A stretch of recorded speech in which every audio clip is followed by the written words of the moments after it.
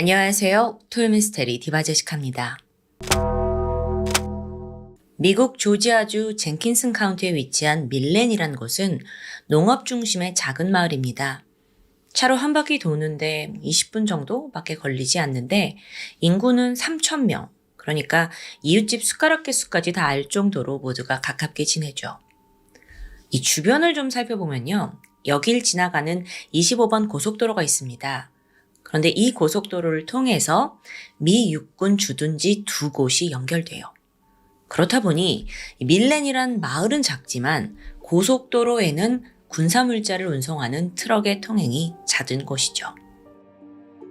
지난 1988년 2월 14일 밀렌에 살고 있던 20대 남성은 차에다가 각종 이불, 짐, 먹을거리 다 싣고 다니면서 직업 없이 하루하루 살아가던 노숙자였습니다. 그는 같은 노숙자로 만난 여자친구와 함께 평소처럼 쓰레기함을 뒤지기로 했죠.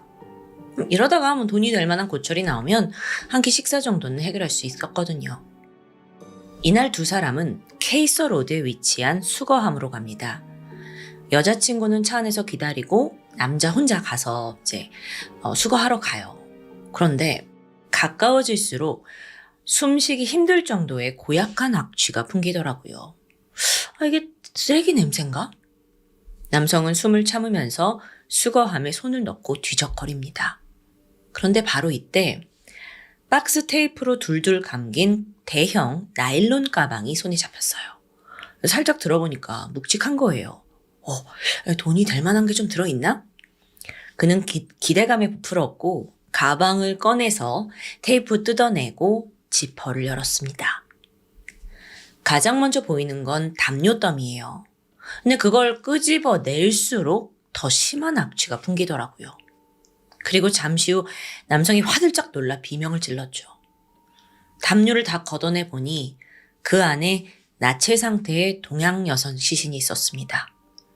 제대로 보기도 힘들었지만 발목이 테이프로 결박되어 있었죠. 남성은 그대로 차를 몰아 경찰서로 갔고요. 신고를 접수합니다. 그리고 잠시 후 수십 대의 경찰차가 현장으로 몰려들었습니다. 자, 가장 먼저 누가 시신이 든 가방을 버렸을까요? 해당 수거함은 이틀 전 아침 11시에 마지막으로 비워졌습니다. 자, 그렇다는 건 그때부터 14일 오후 2시, 바로 이 사이에 가방이 유기됐다고 볼 수 있어요. 즉각 경찰은 목격자가 있는지 탐문 조사를 했죠. 그랬더니 14일 이른 아침에 한 주민이 목격하기를 차에서 내린 남성이 여기다 가방을 버리고 가는 것 같더라라고 합니다. 그래서 경찰은 그 남성을 추적하기 시작했죠. 동시에 부검이 진행되었습니다. 사망 시점은 4일에서 7일 전으로 추정이 되는데 좀 이상했어요. 그녀가 어떻게 죽었는지가 쉽게 밝혀지지 않는 겁니다. 폭행이나 살인을 짐작케 하는 외상이 없었고 약물 반응도 검출되지 않아요. 성폭행 정황도 없었는데요. 부검인은 조심스럽게 질식사를 추정했죠. 근데 또 목을 조른 흔적은 없어요. 그래서 그때 가방 안에 베개도 같이 유기되어 있었거든요. 그 베개로 얼굴을 눌러서 살해한 것으로 추측했습니다. 더 큰 문제가 있어요. 그녀의 신원을 알 수가 없는 거예요. 물론 확인차 인근 지역 실종자들과 지문, 치과 기록 대조했죠. 근데 일치하는 사람이 나오질 않습니다. 자, 부검을 통해서 얻은 단편적인 정보들을 좀 나열해보자면 그녀는 액세서리를 착용하지 않았지만 귀를 뚫은 자국이 있습니다. 어깨까지 내려오는 검은 머리 스타일에 키는 166cm, 몸무게는 60kg 정도예요. 나이는 20세에서 30세 사이로 추정됩니다. 윗니가 약간 비틀어져 있었고 사망하기 직전 아랫니를 밟지한 흔적이 있었죠. 그렇게 이걸 토대로 몽타주가 제작이 되었는데 사실 생각보다 시신이 더 부패된 상태라서 정확하다고 볼 수는 없었습니다. 1988년 당시 밀렌의 인구가 3,000명 정도였어요. 근데 이 중에 아시아계 여성은 더욱더 드뭅니다. 전무해요. 그러니까 경찰은 여기 사람이 아닌 것 같다라고 생각을 하게 되고요. 그녀가 다른 지역에서 실종 혹은 살해당한 것으로 추정을 하게 되죠. 여기서 이제 경찰이 가장 먼저 주목한 곳은 성매매업소였습니다. 마침 이 사건이 있기 전에 조지아주에 있는 한 부두에서 중국 여성으로 가득 차 있는 컨테이너가 발견돼요. 그러니까 불법 조직에 의해서 마사지 업소에 팔려 나갈 여성들이었죠. 그러니까 불법적인 밀항이 걸린 건데, 그래서 경찰이 혹시 이거와 관련된 거 아니야 싶어서 중국인 커뮤니티를 중심으로 수사를 펼쳤지만 성과는 없었습니다. 언론에도 대대적으로 몽타주가 배포되지만 제보는 들어오지 않고요. 결국 그렇게 해당 여성 신원 추정은 실패합니다. 참고로 미국에서는 신원 미상의 여성 시신을 제인도라고 지칭해요. 남성은 존도라고 하고요. 그래서 시신이 밀렌에서 발견이 되었잖아요. 그래서 이후 그녀에게는 밀렌 제인도라는 이름이 붙여지게 되죠. 경찰은 시신이 담긴 그 나일론 가방과 담요, 함께 발견된 베개 다 증거물로 보관을 했고 어쩔 수 없이 시신은 화장을 합니다. 그리고 당시 시신 수습에 참여한 장의사가 유골함을 맡게 되죠. 그렇게 사건은 미제로 남은 채 모두에게 잊혀졌고 무려 35년이라는 시간이 흘러갑니다. 그러다 지난 2023년 초에요. 조지아 수사국이 미제 사건 해결을 위한 자선 프로젝트 후원을 받았고요. 재수사를 시작할 수 있었죠. 이때 밀렌 제인도 사건이 다시 수면에 떠오르게 되거든요. 수사팀이 당시 시신을 감싸고 있던 담요를 정밀 감정해요. 근데 여기서 여성의 DNA가 검출됐죠. 즉각 데이터베이스와 대조를 했는데 일치하는 사람은 없었습니다. 결국 고민하던 경찰은 텍사스에 있는 오트람 연구소라는 곳에 도움을 요청해요. 여기가 어디냐면 세계 최초의 사립 DNA 연구소라고 볼 수 있습니다. 사람들의 이제 대규모 유전자 데이터베이스를 수집해 놓고 이걸로 이제 너와 연관된 그런데 모르고 있었던 친척들을 찾아낼 수 있는 서비스를 제공해요. 이들한테 의뢰한 결과 드디어 결과가 나오는데요. 밀렌 제인도와 48% 일치하는 여성이 확인된 겁니다. 그녀는 바로 뉴욕에 거주하던 60대 한국인 여성 김 씨였죠. 그리고 마침 김 씨에게는 35년 전 실종된 친동생이 존재했습니다. 그녀가 누구였냐? 밀렌에서 남쪽으로 한 110km 떨어진 조지아주 하인스빌에서 살던 김정은 씨였습니다. 그렇게 35년 만에 극적으로 제인도의 신원이 확인되는 순간이었죠. 잠시 김정은 씨에 대해서 알아보자면 1981년 당시 20살이던 김 씨가 경기도 평택 미군 부대 인근에 살던 중에 우연히 미군 남성 제임스를 만나서 결혼하게 됩니다. 이후에 이 남편이 하인스빌에 있는 포트 스튜어트 육군 기지로 배치가 돼요. 그래서 같이 미국으로 이사 와서 정착을 하게 된 거죠. 하지만 설레는 신혼도 잠시 제임스가 숨겨둔 폭력성을 드러냅니다. 김 씨는 미국에서 가족도 친구도 없는 상황에서 완전히 고립되었고요. 매일같이 남편의 학대에 시달려요. 참다 못한 그녀는 결혼 2년 만에 이혼을 결심하게 되죠. 그렇게 혼자가 된 정은 씨가 생계를 이제 유지하기 위해서 시내에 있는 라운지 바에서 일하게 됩니다. 부지런함 덕분에 생활은 점차 나아졌는데 그러다 이듬해인 1984년이에요. 정은 씨가 일하는 이 라운지 바에 37살의 마이클 브라이언트가 손님으로 찾아옵니다. 그런데 이 마이클이 마을에서 꽤 유명인사였어요. 왜냐하면 하인스빌 시장의 큰아들이었기 때문이에요. 당시 그 마을에서 사실 마이클의 집안이 가장 돈이 많다고 봐도 무방했을 정도입니다. 근데 유명한 건 비단 재력만이 아니었죠.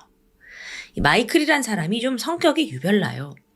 그러니까 잠시도 가만히 있질 못하고 약간 부산스럽게 몸을 움직이는 스타일인 거예요. 심한 강박장애를 앓았다고 하는데 매일같이 정해진 루틴으로 반드시 따라야 했고 또 같은 길로만 다니는 사람입니다. 그러면서 또 동시에 타인과 몸이 닿는 걸 극도로 경멸해요. 한 번은 지나가는 사람과 부딪혔다는 이유로 그냥 몇 번 안 입은 잠바를 다 그냥 찢어버렸대요. 마이클 부모도 이런 아들의 예민한 성격을 늘 걱정하고 있었죠.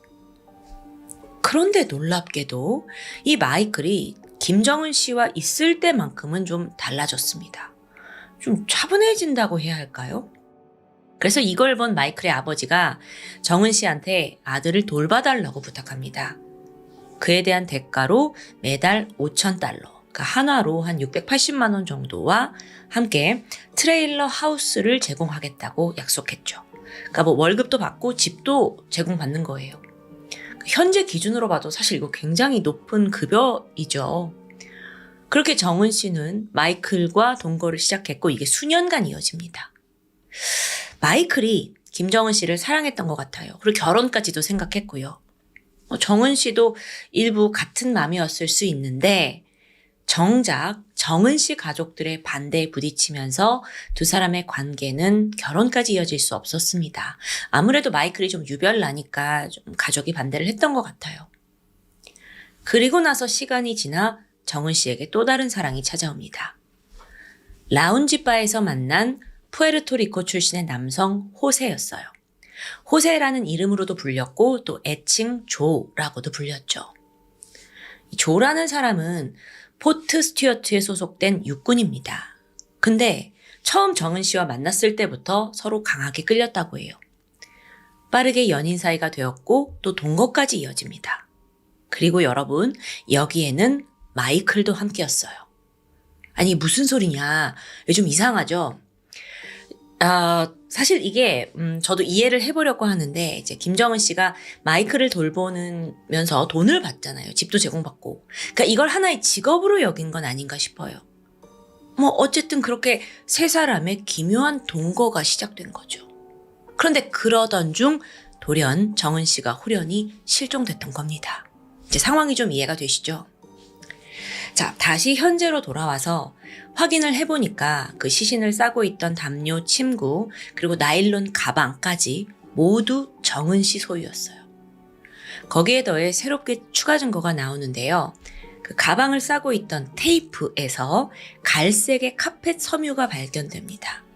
그런데 지인에 따르면 35년 전 김정은 씨가 거주하던 트레일러에 갈색 카펫이 깔려 있었대요. 자, 그럼 이걸 토대로 김정은 씨가 집에서 살해당했을 가능성이 높다고 볼 수 있겠죠. 더불어 부검이가 흉기로 죽인 게 아니라 베개로 질식사시켰다라는 내용이 있었어요. 이게 혹시 우발적인 범행이 아닌가라고 예상이 되던 와중이에요. 그렇게 생각을 해보면 시신이 나체 상태였습니다. 참고로요, 여러분. 최근 수사에서는요. 시신이 어떤 옷을 입고 있었는지를 수사에 많이 참고하진 않는다고 합니다. 왜냐하면 사람마다 워낙 취향이 다양하고 또 인터넷 구매가 많아지다 보니까 추적도 쉽지 않대요. 그래서 보통 목격자를 찾거나 실종 전단지를 만들 때만 옷 정보를 사용한다는데요. 반면 과거에는 의복이 굉장히 중요한 단서였습니다. 이걸로 성별과 나이까지 추정할 수 있고요. 또 판매처를 추적해서 신원 확인을 할 수 있었으니까요. 그런데 당시 범인이 김정은 씨의 옷을 벗겼다는 건 신원 확인을 방해하려는 목적으로 보일 수 있죠. 즉 이건 면식범의 소행을 예상할 수 있다는 겁니다. 자, 그렇게 상황을 종합해보면 면식범에 의한 집에서 우발적으로 발생한 살인이다라는 결론에 도달합니다. 아니 그렇다면 자연스럽게 그 당시 함께 동거하던 마이클과 조가 의심스러워요. 이들이 최소 유력한 용의자거나 목격자의 가능성이 높습니다. 그래서 바로 추적을 하려는데 문제가 있었죠. 마이클은 이미 또 다른 한국인 여성을 만나서 하인스빌을 떠난 후였어요. 워낙 집안 배경이 든든해서인지 인터뷰를 하는 것도 쉽지 않았고 언론과의 만남도 거부합니다. 나중에 변호사를 통해서 내가 건강이 안 좋아서 만날 수 없다라는 입장을 밝히게 되는데 그럼 그가 과연 범인일까요? 이 질문에 마이클의 주변인들과 전문가들은 갸우뚱합니다. 이 사람이 신경쇠약이 굉장히 심한 편이었어요. 그런데 그에 비해 폭력성이 있던 건 아니거든요. 그래서 누군가를 때리거나 위해를 가하는 성향이 없었기 때문에 살인까지는 좀 가능성이 낮지 않냐라고 보는 거예요. 게다가 결정적으로 시신이 발견된 그 쓰레기 수거장 있잖아요. 그게 하인스빌에서 110km나 떨어진 밀렌이었습니다. 이거 반드시 차로 이동해야 하죠? 근데 마이클은 운전을 못해요. 기사가 있었는데 그마저도 신경쇠약 때문에 그 운전기사 한 명, 휴스턴, 이 사람이 운전하는 차만 탈 수 있었대요. 그러니까 그 둘이 공모를 하지 않는 한 범행은 어렵다라는 결론에 도달하죠. 게다가 이것도 있어요. 그때 당시 그 사건 벌어졌을 당시에 목격자가 있었잖아요. 남자 혼자 차에서 내렸다고 했습니다. 그렇게 자연스럽게 마이클은 용의선상에서 벗어날 수 있었죠. 반면에 호세, 일명 조의 경우에는 일단 문제가 신원이 파악이 되질 않아요. 자, 푸에르토리코 출신이고 출중한 외모에 흰머리가 많았다라는 걸 제외하고 정보가 없는 거예요. 사진도 없어요. 풀네임도 모르고요. 그래서 1988년 그 포트 스튜어트라는 육군 기지에 푸에르토리코 출신의 호세, 조, 이 사람 있냐? 다 조사했죠? 근데 그 이름조차 너무 흔하고 또 그냥 조라고만 하니까 풀네임도 모르고 사실 비슷한 이름만 200명에 달했대요. 그래서 경찰이 2년간 매달려서 수사를 했지만 안타깝게도 신원을 특정할 수는 없었죠. 그런데 사실 정은 씨 사망 소식이 전해졌을 때 지인들이 하나같이 범인으로 지목했던 것도 다름 아닌 조였습니다. 두 사람이 실종 전에 자주 말다툼을 벌였대요. 폭행까지는 아니었지만 욕설의 수위가 상당히 높았다고 하고요. 자, 과거 김정은 씨가 일했던 라운지바는 종업원과 손님 사이에 대화를 즐기던 곳입니다. 그러니까 야릇한 분위기가 아니라 좀 그냥 일상 대화를 하면서 앞에서 바텐더처럼 술도 따라주고 같이 마시기도 하고 이런 분위기요. 근데 조는 정은 씨가 다른 손님들과 대화를 나누는데 불만이 있었어요. 심지어 여자가 와도 성별을 가리지 않고 질투를 하면서 이성이든 동성이든 다 의심을 하는 거예요.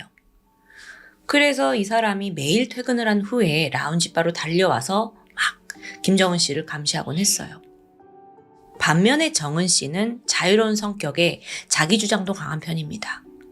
그렇게 두 사람이 반복적으로 부딪히던 중에 이제 김정은 씨가 이별을 결심했죠. 아예 더 높은 급여를 받을 수 있는 뉴욕으로 옮겨갈 생각이었습니다. 1988년 2월 초 이날도 정은 씨는 조와 그 라운지 바에서 말싸움을 벌입니다. 막 싸우다가 그래 맘대로 해 하고 라운지 바를 두 사람 모두 떠나게 되는데 그날 이후 정은 씨를 본 사람이 없어요. 근데 다들 뉴욕으로 갔을 거야 라고 안일하게 생각한 거예요. 그 당시에는 이제 핸드폰도 없고 연락이 쉽지 않았기 때문에 실종이라고까진 보지 못한 겁니다. 한편 시신이 발견된 장소, 앞서 케이서 로드라고 했는데요. 이 케이서 로드가 조하고 관련이 있어요. 25번 고속도로와 케이서 로드가 연결이 되어 있거든요. 근데 여기가 조가 배정받은 그 포트 스튜어트와 또 다른 미군 주둔지를 연결하는 가장 빠른 고속도로입니다. 당시의 미군들은요, 이 두 기지를 왕래하면서 훈련을 받았다고 해요. 그러니까 조 또한 여기를 이용했을 거라고 보는 거죠. 익숙한 길이었을 수 있어요. 시신은 2월 14일 일요일에 발견되었습니다. 부패 상태로 봤을 때 4일에서 7일 전에 살해당한 건데 그렇다면 시간상 8일 월요일에서 11일 수요일, 그러니까 평일에 죽었다고 볼 수 있어요. 근데 살해를 하고 나서 시신에서는 부패하는 냄새가 났겠죠? 근데 그럼에도 불구하고 바로 시신을 유기하지 못했다. 여기에 이유가 있지 않을까요? 그러니까 평일에는 자기 직업이 있어서 장거리 이동이 불가능한 사람. 이렇듯 모든 정황이 조를 지목하고 있습니다. 평일에는 군 부대로 이제 출근을 해야 되니까 시신을 어찌할 바 모르고 그러고 있다가 이제 주말에 갖다 유기한 게 아니냐라고 보는 거예요. 현재 이 사건은 조지아 수사국의 주도하에 활발한 조사가 진행 중입니다. 하지만 아직 초기 단계에 불과하다고 해요. 중요한 건 호세, 일명 조라는 인물이 누구인지 그 정체를 밝히는 건데 한 지인은 인터뷰를 통해서 조의 사진을 가지고 있는 것 같다라고 밝혔어요. 그런데 이분이 2022년에 콜로라도에 살다가 한국으로 돌아오게 되면서 그 짐을 군 부대 물품 보관함에 넣어뒀다고 해요. 그러니까 조의 사진이 있는지 확신치는 않지만 또 그 사진을 찾기 위해서는 직접 미국에 가서 보관되어 있던 이삿짐을 모두 풀어내야 합니다. 그러다가 사진이 안 나오면 어쩌죠? 그분에게도 상당히 번거로운 일이겠죠. 현재 미제 사건의 재조사를 진행하는 경찰은 당장으로선 조의 신원 확인보다 좀 더 확실한 물증을 찾는 데 집중하고 있다고 합니다. 그래서 담요를 포함해서 모든 증거품들을 재조사하고 또 조금이라도 남아있을지 모르는 범인의 DNA를 찾고 있죠. 35년 전 한국인 김정은 씨를 살해했을지 모르는 푸에르토리코 출신의 미 육군 호세. 그는 과연 누구일까요? 그가 정말 정은 씨를 살해한 범인일까요? 풀리지 않는 수많은 의문이 남긴 채 이제 해결은 미국 경찰의 손에 달려 있습니다. 마지막 이야기가 남아있는데 과거 이 시시인의 신원을 모를 때 말이에요. 이게 밀렌 제인도라고 불렸었죠.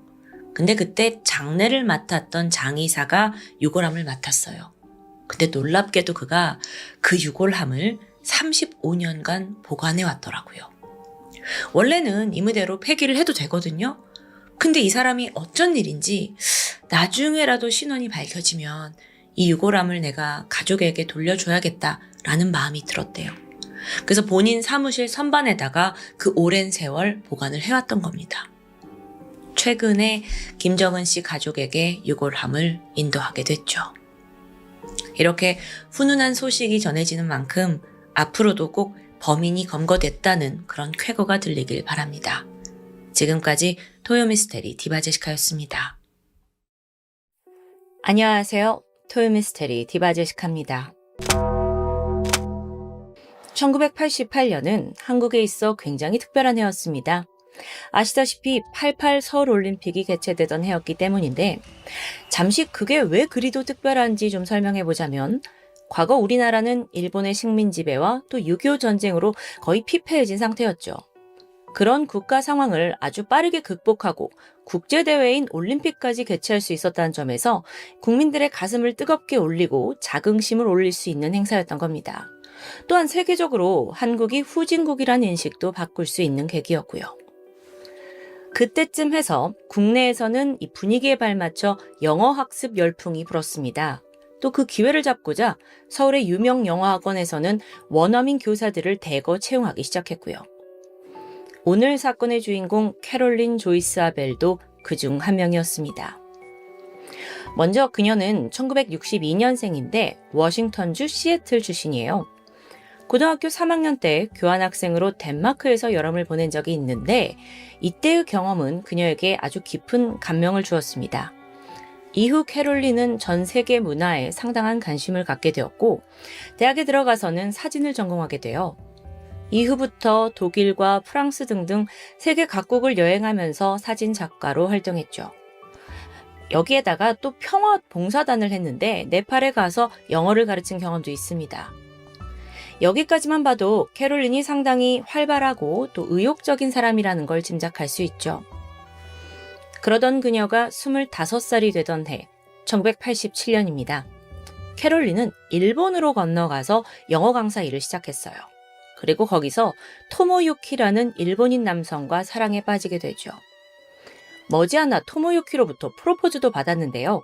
두 사람은 이때부터 결혼을 전제로 진지한 만남을 갖게 돼요. 하지만 캐롤린은 여전히 하고 싶은 일이 많았습니다. 무엇보다 좀 더 자유롭게 세계를 누비고 싶었고요. 이때쯤 그녀는 결혼을 해서 일본에 정착하는 게 맞는지 고민에 빠져 있던 때인데요. 마침 캐롤린은 한국에 있는 한 유명 영어 학원에서 입사 제의를 받게 됩니다. 또 올림픽과 맞물려 있던 터라서 캐롤린도 한국에 큰 관심을 갖고 있었고요. 결국 제의를 받아들이면서 1988년 10월 한국에 입국하게 되죠. 캐롤린이 와보니까 이미 이 학원에는 또 다른 미국인 교사들이 있었습니다. 그 중에서도 캐시 패트릭 그리고 샌드라 에임스라는 여성 동료들과 가깝게 지냈어요. 이 세 사람은 주말이면 함께 한국 여행을 했고요. 또 종종 이태원 클럽에서 술도 마시며 한국을 즐기는 정말 좋은 시간을 보냈죠. 그렇게 캐롤린에게는 만족스러운 한국 생활이 흘러가고 있었습니다. 그런데 한국에 온 지 약 2달이 지난 1988년 12월 20일. 그날 캐롤은 아무런 연락도 없이 학원에 출근하지 않았습니다. 평소에 너무 성실하고 절대 무단결근을 할 사람이 아니었거든요. 그래서 학원 관계자와 동료 교사들이 번갈아 가면서 연락을 했지만 그 누구도 연락이 닿지 않아요. 결국 걱정하던 친한 교사들이 직접 그녀의 집에 찾아가 보는데요. 같은 날 낮 12시 30분, 캐롤린이 거주하고 있던 잠실의 한 아파트에 동료들이 도착했습니다. 그런데 문 앞에서부터 한눈에 이게 뭔가 심상치 않음을 직감했어요. 캐롤린의 집 현관문이 그대로 열려있던 겁니다. 그래서 일행이 조심스럽게 집 안으로 들어갔는데 안방이 펼쳐진 장면은 처참했습니다. 침대 위에 피투성이가 된 채 숨이 끊어진 캐롤린이 발견된 겁니다. 곧장 경찰에 신고가 접수되었죠. 우선 캐롤린의 행적을 좀 살펴볼까요? 전날인 12월 19일, 그녀는 평소대로 학원에 출근했습니다. 그리고 밤 10시 30분에 퇴근하면서 지하철 타고 자기가 거주하고 있던 잠실 아파트로 순조롭게 들어간 건 확인됐어요. 그렇다면 범행이 벌어진 시간은 집에 도착한 한 11시 때부터 다음날 동료들이 발견한 낮 12시 30분 사이로 좁혀지겠죠. 처음 이 사건을 보고받은 경찰은 이게 외국인을 타겟으로 한 강도 살인이 아닐까 추정했습니다. 근데 그러기에는 현장이 너무 깨끗해요. 현관문이 열려있긴 했어요. 하지만 특별히 도난당한 물건은 없습니다. 게다가 무엇보다 이 현장에서 눈에 띄는 점은 캐롤린의 상태였는데 시신에는 무려 30번이나 찔린 자상이 남아있는 겁니다. 또 그걸 최대한 막아보려고 했던 캐롤린의 방어흔도 그대로 보였죠. 여기서 경찰은 이 사건이 오직 그녀의 목숨만을 노린 원한 관계에 의한 범행일 것이라고 추정하게 되는데요. 결정적으로 캐롤린의 집 탁자 위에 커피잔 2개가 놓여 있었습니다. 즉 그렇다면 사건 당일 함께 커피를 마실 정도로 친분이 있는 누군가가 이 집에 방문했다고 볼 수 있겠죠. 그리고 그 방문자가 범인일 가능성이 높고요. 여기까지 추리가 이어졌고 자연스럽게 캐롤린 주변 사람들 모두가 용의선상에 오르게 됩니다. 여러분, 그중에 가장 유력한 용의자로 떠오른 건 캐롤린의 일본인 남자친구 토모유키였어요. 그 주변 사람 이야기를 좀 들어보니까 당시 캐롤린이 한국에 와서 여러 친구들을 만나서 다양한 이성들과도 자유롭게 어울리는 편이었다고 하는데요. 물론 토모유키는 지금 캐롤린한테 프로포즈를 했죠. 하지만 아직까지 확실한 답을 듣진 못한 상황입니다. 심지어 그녀는 일하겠다면서 한국으로 훌쩍 떠나버렸고요. 만약 토모유키가 이 캐롤린이 한국에서 좀 다양한 이성을 만나고 있다라는 걸 알았다면 분노를 품었을지도 모르고 이건 충분히 원한 살인의 동기가 됩니다. 하지만 토모유키는 사건 발생 전후로 한국에 입국한 기록 자체가 없어요. 마침 캐롤린 장례식이 있어서 한국에 들어오긴 했지만 그래서 경찰 조사를 받았지만 별다른 특이점은 발견되지 않았죠. 한편 이 사건의 피해자는 미국인이죠. 그렇기 때문에 경찰은 주한미군에게 공조수사를 요청했습니다. 그리고 미군 쪽에서 존 보트라이트라는 수사관을 보내서 이 조사를 지휘하게 돼요. 그 또한 이 사건이 면식범에 의한 거다라고 확신을 했고요. 다시 처음으로 돌아가서 캐롤린의 주변 사람들을 아주 신중하게 탐문하기 시작했죠. 그 중에는 캐롤린의 절친이라는 캐시 패트릭과 샌드라 에임즈도 포함이 되어 있었습니다. 그녀들은 캐롤린의 시신을 최초로 발견한 사람들이기도 해요. 그런데 웬일인지 이 중에 캐시는요, 이미 한국을 떠나서 미국으로 돌아간 상태였어요. 친구가 죽은 지 얼마 되지도 않았는데 갑자기 그만두고 떠난 거예요. 뭔가에 쫓기는 듯 갑작스러운 귀국이었죠.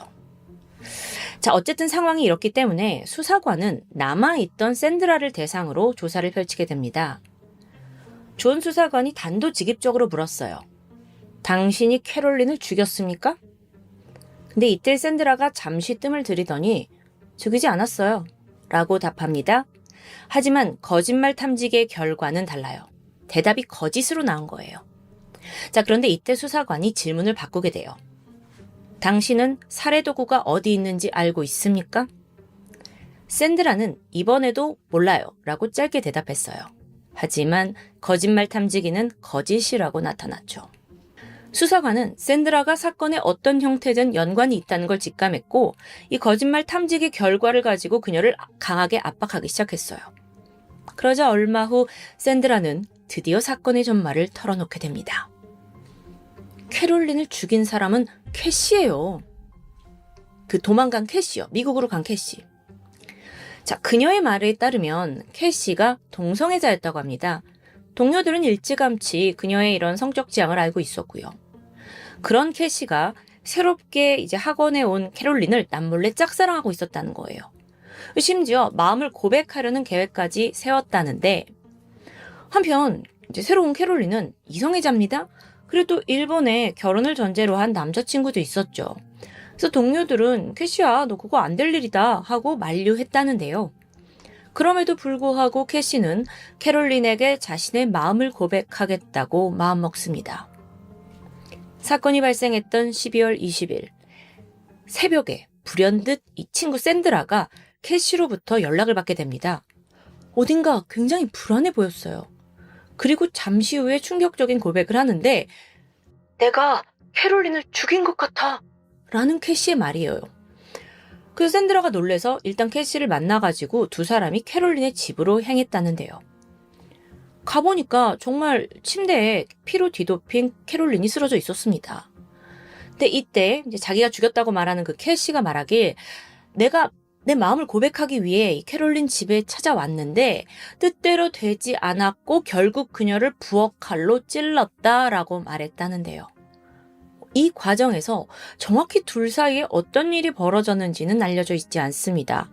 조금 근데 이상하긴 하죠. 이전에는 다 같이 친하게 지내다가 갑자기 마음을 고백했는데 그게 안 되니까 칼로 이렇게 30번이나 찔러서 죽였다?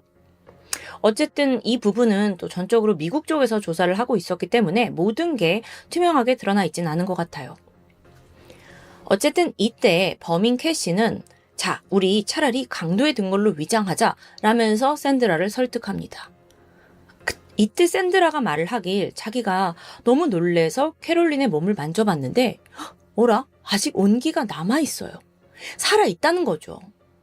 그런데 문제는 이 다음부터였습니다. 순간 샌드라는 혹시나 캐롤린이 깨어나서 우리 둘한테 불리한 진술을 할까봐 두려워졌어요. 그래서 결국 자기 손으로 캐롤린의 목을 그었다고 진술합니다. 이것도 좀 이상해요. 아니, 자기가 범행을 저질렀다는 캐시도 아니고 새벽에 전화 받고 온 샌드라가 갑자기 이 집에 와가지고 나한테 모든 게 몰릴까 두려워서 나도 마지막 살인을 했다? 이게 좀 이해하기가 어렵죠. 역시나 샌드라는 이후 진술을 번복했습니다. 막 이랬다 저랬다 해요. 내가 캐시랑 같이 집에 간 건 맞지만 목을 그은 건 내가 아니다. 그건 캐시다. 이러면서 정정을 하는 겁니다. 경찰도 뭐가 진실인지 이제 혼란스러웠고 또 다각도로 조사를 했죠. 근데 아무리 샌드라를 조사해 봐도 이 사람이 캐롤린을 살해할 동기가 도저히 나오지 않는 겁니다. 그래서 여기서 경찰은 결국 미국으로 도망간 캐시가 살인을 했다고 보게 되는데요. 그렇게 샌드라는 어쨌든 범인 은닉죄와 증거인멸죄로 기소됩니다. 이후 재판을 받았고 징역 1년형을 선고받게 되는데 그것조차 얼마 후엔 모범수라는 명목으로 6개월 만에 나와서 바로 미국으로 돌아갔죠. 자, 여기까지만 들었을 때 진짜 범인은 지금 누구예요? 캐시예요. 그 사람이 처벌을 받아야 하죠. 한국 사법부는 샌드라의 증언으로 인해서 유력한 용의자가 된 이 캐시 패트릭이라는 사람을 한국으로 소환하는 것을 요청합니다. 하지만 돌아올까요? 아니죠. 캐시는 이걸 끝내 거부했어요. 사실 여기엔 굉장한 허점이 있었는데 1988년에는 한국과 미국 사이에 범죄인 인도 조약이 체결되지 않았던 때입니다. 한미 범죄인 인도 조약이 체결된 건 사실 그로부터 무려 10년이나 지난 1998년이거든요. 그러니까 그 당시에는 캐시를 강제로 한국에 데려올 방법이 없는 거예요. 자, 근데 그렇다고 미국에서 재판을 할 수 있는 것도 아니에요. 당시 미국 법이 아무리 미국인이 미국인에 대한 범행을 저질렀어도 그게 해외에서 있는 범죄라면 미국에서 재판을 할 수 없게 돼 있었기 때문입니다. 이게 무슨 말도 안 되는 소리죠. 그 재판은 현지에서만 가능하다는 건데요. 이런 뭐예요? 캐시는 지금 강력한 살해 혐의를 받고 있지만 한국으로 돌아오지 않는 한 그 어떤 수사나 처벌도 받지 않게 되는 겁니다. 그렇게 캐시는 빠져나갔어요. 물론 피해자, 가해자 모두 미국 사람들이지만 또 그래서 한국인 우리가 어떻게 해줄 수 있는 것도 없지만 이게 그냥 묻히면 너무 억울한 상황인 거죠. 타국인 한국에서 영어를 가르치겠다고 떠난 딸을 하루아침에 잃은 부모의 심정은 또 얼마나 애가 탔을까요? 근데 우리로서는 아무것도 해줄 수 없는 상황입니다. 그나마 사건 발생 30년이 지난 2019년 3월에 미국의 대형 방송사인 CBS에서 이 사건을 심도 있게 다룬 다큐를 방영했어요. 그 방송에 따르면 용의자였던 캐시는 현재 대학에서 18년째 교직원으로 근무 중입니다. 대학층에서는 그녀가 교직원으로 일하는 데는 아무런 문제가 없는 사람이다 라는 입장을 밝혔죠. 그리고 이 다큐에서 캐시가 30년 만에 처음으로 사건에 대해 입을 열게 되는데요. 저는 캐롤린을 죽이지 않았어요 라는 주장입니다. 그리고 샌드라가 범인일 거라고 아주 짧게 진술했죠. 사실 길게 진술해도 변할 게 없다라는 걸 알고 있었던 걸 수도 있습니다. 한편 미국으로 돌아간 샌드라의 근황은 알려져 있지 않습니다. 그렇게 30년 전 사건의 유력 용의자들은 서로가 서로를 범인이라고 지목할 뿐이에요. 현재는 진범을 알 수 있는 그 어떤 단서도 남겨져 있지 않은 상황입니다. 1988년 12월 19일, 과연 그날 밤의 진실은 무엇일까요? 범죄인 인도 조약이 왜 그렇게 중요한지, 그리고 범죄를 저지르고도 이렇게 뻔히 빠져나갈 수 있다는 게 가능하다는 걸 여실히 보여주는 사건이었죠. 이게 지금의 2023년 벌어졌다면 어림도 없을 사건입니다. 안타깝게 사망한 외국인 교사 캐롤린의 명복을 빕니다. 지금까지 토요미스테리 디바제시카였습니다.